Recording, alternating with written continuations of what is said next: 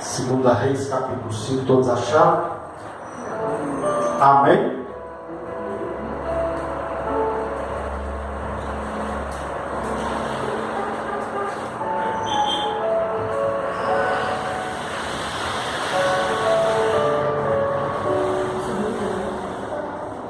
A partir do verso 1 diz assim: Naamã, comandante do exército do rei da Síria, era grande homem diante do seu senhor, e de muito conceito, porque por ele o Senhor dera vitória à Síria. Era ele herói de guerra, porém leproso.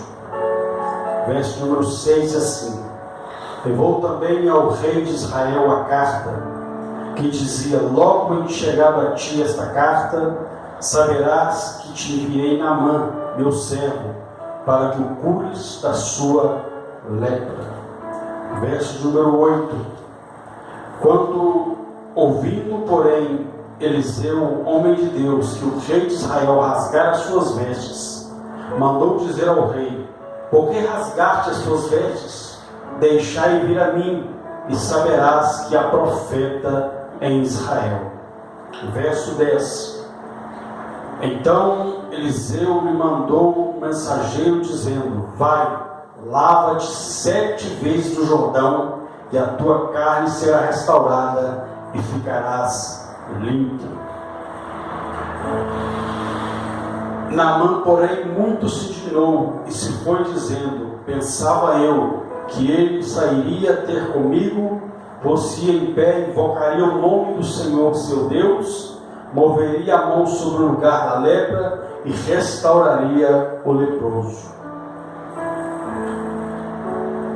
Verso 14: Então desceu e mergulhou no Jordão 7 vezes, conforme a palavra do homem de Deus, e a sua carne se tornou como a carne de uma criança e ficou limpa. Amém. Pode se sentar? Feche seus olhos, peça ao Senhor para o nosso coração mais de vez. Pai, obrigado por essa oportunidade, por essa noite, estarmos reunidos na presença do Senhor. Pai, fale conosco, nos abençoe mais uma vez, através da Tua palavra, palavras essas que são palavras de vida eterna, em nome de Jesus. Amém. E graças a Deus. Amém? Irmãos, nós lemos aqui um texto muito conhecido dentro da palavra de Deus, onde a Bíblia fala de um grande milagre que aconteceu na vida de um homem chamado Naamã.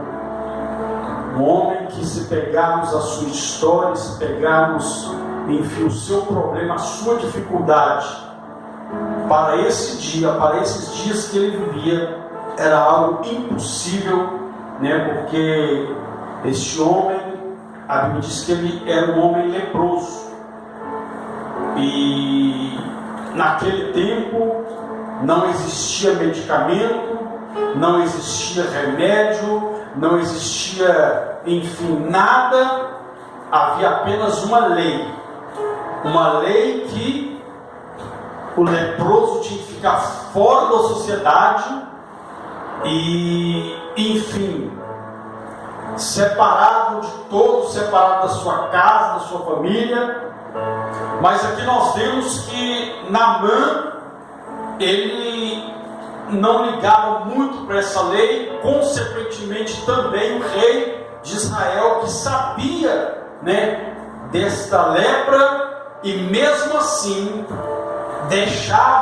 permitia que Naamã estivesse à frente do seu exército, porque o texto fala que Naamã era um herói, que Naamã era um guerreiro, era um herói de guerra, era de muito conceito, enfim, pelo rei e também pelo povo.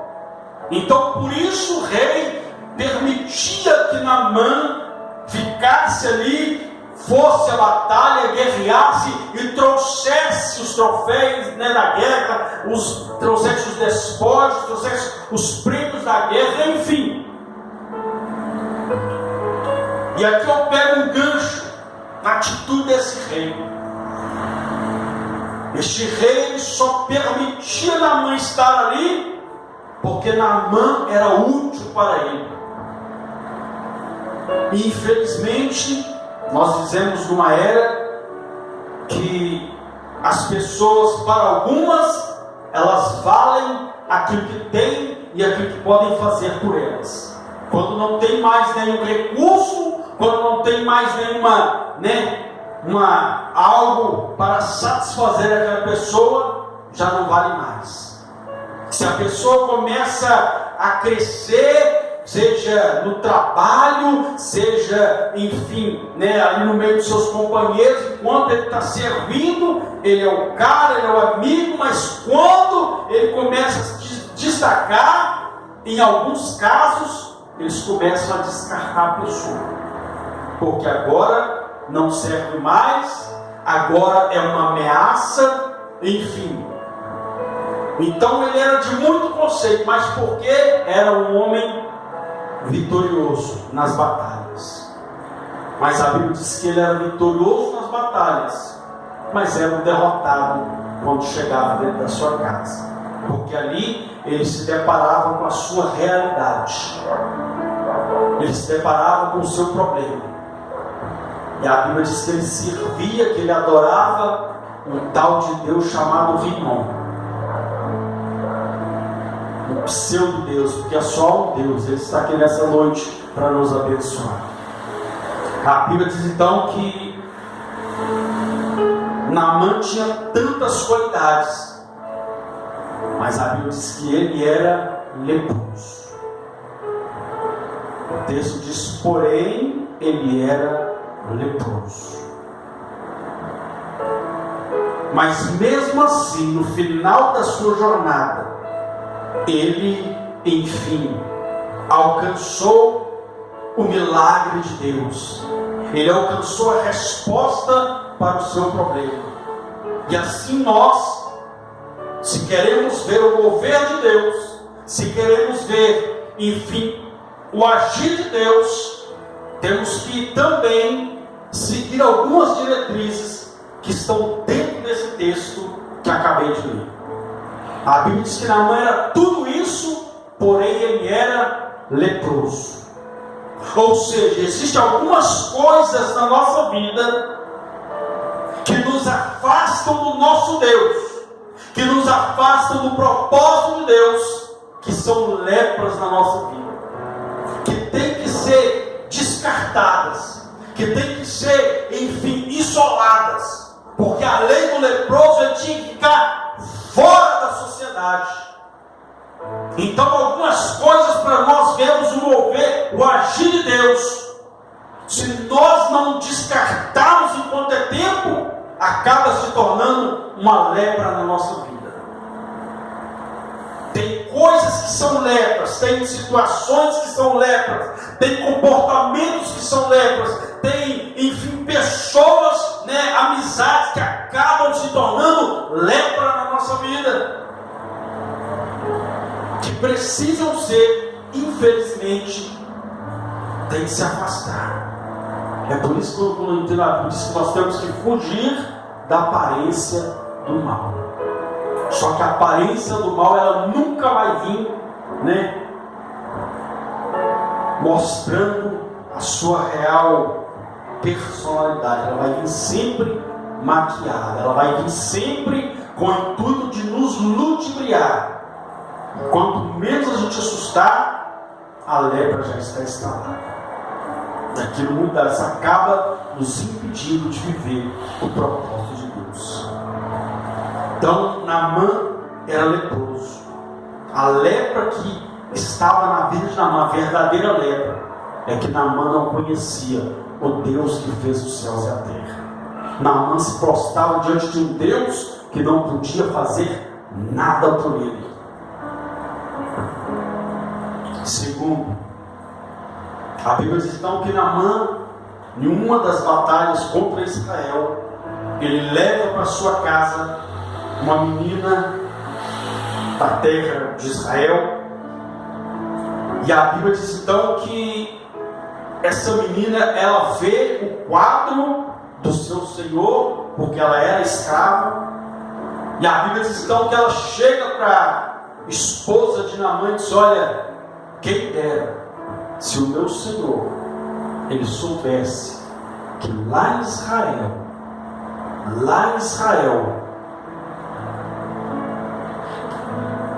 está a resposta para a cura dele. Que lá em Israel tem um profeta, tem um homem de Deus, que o milagre dele está lá em Israel. Então aquilo foi um choque na vida dele. Por quê? Porque a cura para ele estava no lugar onde ele nunca imaginava. No lugar onde ele atacou, no lugar onde ele matou pessoas, no lugar onde ele escravizou pessoas, no lugar onde ele saqueou pessoas. Ele teve que, como diz por aí, colocar o rabinho entre as pernas e entender que de onde a gente menos espera, de onde a gente menos imagina, pode estar a solução. Então Naamã tem que se humilhar. Ele poderia dizer: não tem outro lugar onde existe, não, é lá em Israel. É lá onde ele fez pessoas chorarem, é lá onde ele fez pessoas sofrerem, é lá onde ele fez pessoas virem as lágrimas. É de lá que estava o socorro, de lá estava a solução para o seu problema. Aí a Bíblia diz então que ele vai diante do rei da Síria: olha, lá em casa tem uma menina que me falou assim, assim e assim. Me dê carta para que eu possa ir a Israel. A Bíblia diz que o rei dá ele uma carta e ele envia para o rei de Israel. Quando o rei de Israel pega aquela carta, o rei de Israel já olha, e a Bíblia diz que ele rasga as suas vestes e começa a dizer: porventura sou eu Deus para matar e para dar a vida? Sou eu Deus para curar? O rei rasga suas vestes. Por que isso aconteceu? Porque Naamã mandou a carta para a pessoa errada. Naamã colocou a sua situação, o seu problema, na mão de quem não podia resolver.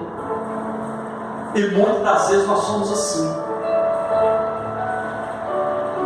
Nós, não que seja errado nós confidenciarmos algumas coisas, mas nós temos que confidenciar com pessoas que vão nos dar motivação, pessoas que vão nos levantar e não nos jogar para baixo, pessoas que vão dizer realmente, porque o rei poderia ter pegado aquela carta e dizer: olha, ele mandou a carta para mim, mas eu vou mandar ela para a pessoa certa. Ele simplesmente pegou a carta e disse: eu não posso fazer nada, eu não sou Deus. Ele não era Deus. Então aqui dá a entender que nem ele acreditava no Deus que fez os céus e a terra, nem ele acreditava no Deus de Israel, porque todo rei que era constituído, ele era levantado para ser primeiramente um porta-voz de Deus no meio do povo. Mas nem ele acreditava, nem ele estava, acreditando que Deus poderia operar. A Bíblia diz então que não se é uma oportunidade que ele está tramando para vir contra nós. Aí a Bíblia diz então que o rei rasga as vestes. Eliseu então fica sabendo e fala com ele: olha, deixa ele vir, porque ele saberá que há profeta em Israel. Ou seja, nós temos que ter convicção do chamado de Deus na nossa vida. Nós temos que ter convicção que há poder, que há autoridade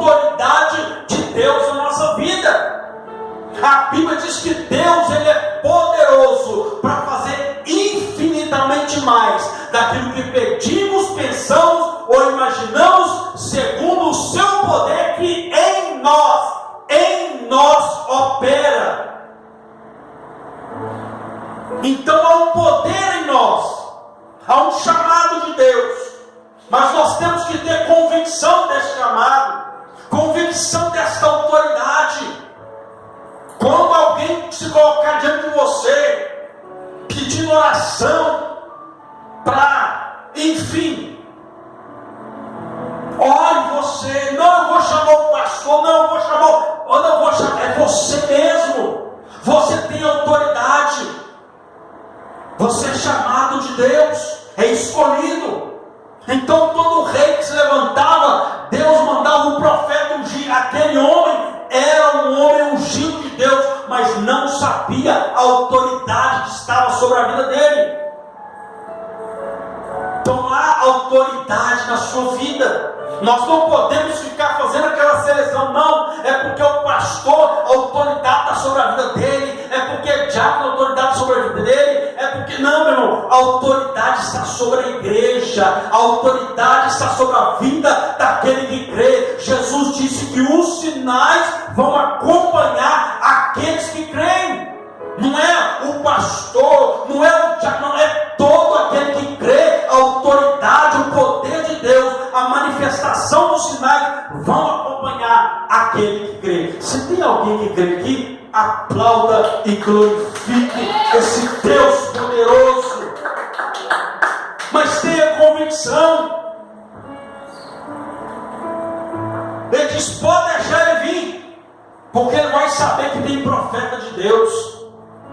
A Bíblia diz que Davi chega diante do arraial e diz: olha, quem é este incircunciso para afrontar o exército do Deus vivo?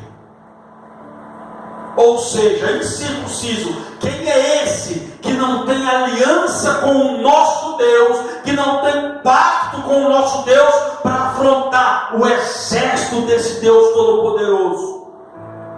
Quem é ele? A Bíblia diz que todos corriam até chegar Davi, porque Deus encontra Davis, homens e mulheres que se posicionam diante das dificuldades, diante dos problemas, diante das situações que vêm de encontro à nossa vida. Nós entendemos: aqui há um homem e uma mulher de Deus. Se a situação na sua casa, se a situação no seu trabalho, se a situação, enfim, aonde você estiver, se a situação estiver apertada, se tiver tudo de cabeça para baixo, entenda que ali há um homem e uma mulher de Deus. Quem é? É você, que é chamado, escolhido para fazer a diferença nessa geração. É só para quem crê. Aleluia. Aí a Bíblia diz que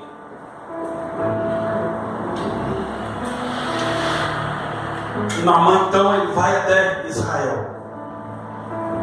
Quando ele chega em Israel, a Bíblia fala que ele para na frente da casa de Eliseu, esperando que Eliseu fosse lá saudá-lo com pompas, enfim, fazer que, olha, o comandante do exército da Síria está aqui, fosse receber ele com confete. Não, a Bíblia diz que Eliseu não deu nem a mínima. A Bíblia diz que Geazi vai lá,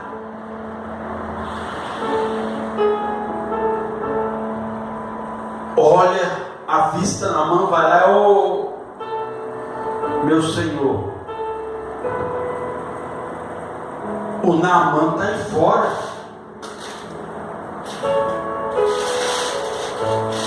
O Naamã está aí fora. A Bíblia diz que Eliseu vira. Então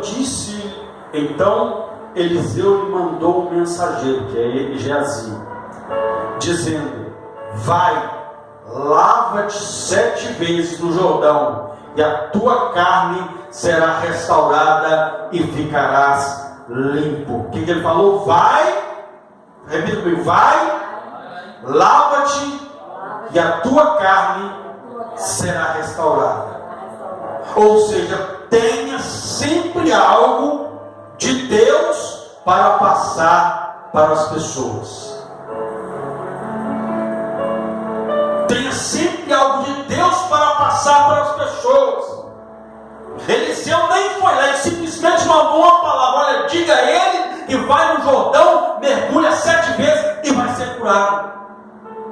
Ou seja, liberou uma palavra de cura na vida dele. E ele tomou posse. Relutou no começo, mas quando ele entendeu, quando ele se humilhou, aí ele recebeu aquela palavra, porque algo foi liberado sobre a vida dele, uma palavra de vitória foi liberada sobre a vida dele. Então nós somos servos e servas do Senhor. Você, na sua casa, enfim, no seu trabalho, tenha algo de Deus para passar para as pessoas.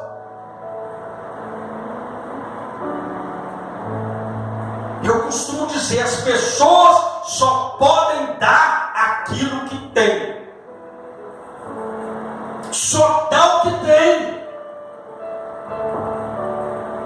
Naamã estava todo soberbo, todo se achando, mas Eliseu veio e não pagou o mal com o mal, pagou o bem com o mal. Ele disse: vai, lava-te 7 vezes e vai ser curado. Liberou uma palavra de bênção na vida dele. Então, na nossa vida,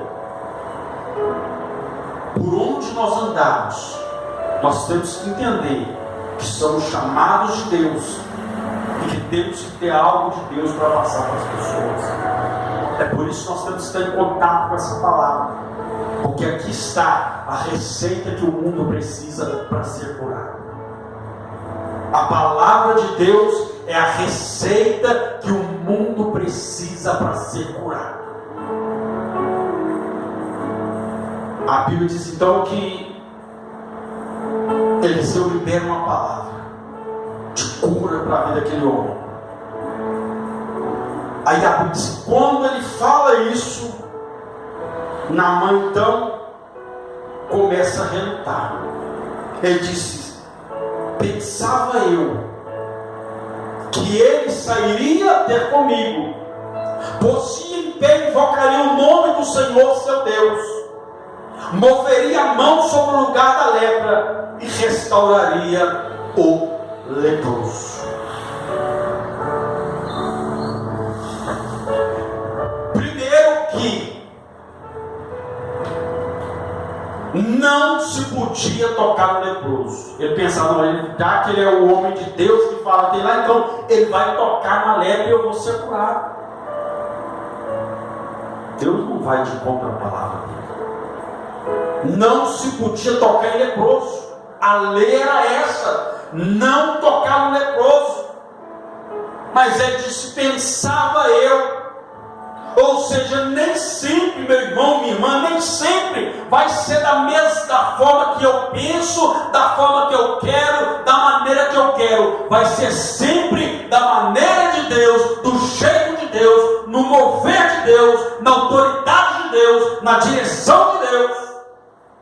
Amém, Jesus. Glória a Deus. Se a nossa vontade, se o nosso querer, se o nosso pensamento bater, igualar com o que Deus quer, amém. Mas entenda uma coisa: ainda que não seja, o que prevalece é a vontade de Deus, é o querer de Deus, é o mover de Deus, é a vontade de Deus, é a maneira de Deus pensar. O próprio Deus falou que os pensamentos dele são mais altos que os nossos pensamentos. Aleluia. Naamã dispensava eu que ele ia fazer isso. Aí agora me manda mergulhar num rio barrento. Porventura não tem rio aqui em Damasco, aqui rios de águas cristalinas, rio chamado Abana e Farbá, rios de águas cristalinas, águas puras. Agora ele me manda mergulhar numa água barrenta. A Bíblia diz que um dos seus servos chega para ele, e era o costume dele de chamar o superior de meu pai, disse: meu pai, porventura ele não te pediu nada difícil? Ele te pedisse algo difícil, eu faria, não faria? Quanto mais ele só pediu para mergulhar 7 vezes. A Bíblia diz que na mãe parou, pensou, não é que ele tem razão?